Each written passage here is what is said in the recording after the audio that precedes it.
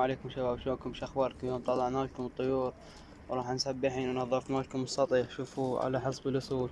هسه وذن الشعل بأسود، الطيرة والفحل بيضات.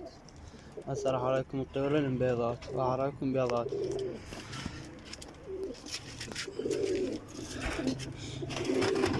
ذن مال بيضات الشعل بأسود، طلعت بس وحدة شادينها، جبت 2 مال أرافل حطيت جوان. هسه شباب راح نقطع وياكم نروح البرج البيضة. راكم بيضات. هلا والله شباب، رجعنا لكم. هذا طبعا الطيور مال الطيور، هذا البيض مال الطيور كله ذبيته بجوز. هذا البيض جو مال أرافل مكلشات وسلافر بيض همات وسود. لأن هاي حاط جوات 3 بيضات كلهن شادات. وهاي ذن بيضتين، وذن 3 بيضات، وذنين شمات، وذني همات 3 بيضات. بس خل اراكم ذني اول حط جوا بيضات ويا ما حط تطلع وراويك. شباب هذا الفحل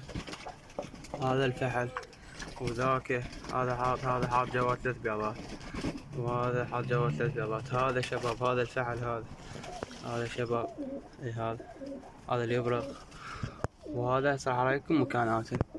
هذا الفحل، هاي حلته ذني 3 بيضات، والفحل ذاك اراكم اللي يبرق ذني بيضاته. غوشت ذنيك بيضات، وذنيك الجو مال هذا. خل اراكم اياه هنا مال هذا الفحل. هذا البيضات مال هذا، وهذني البيضات مال ذني ال3 هذني مالات. خل اراكم اياهم. هسه شباب ثواني. ها شباب مال هاي الطيرة، هاي الطيرة والفحل هذا. وين الفحل؟ والفحل هذا طب يسبح.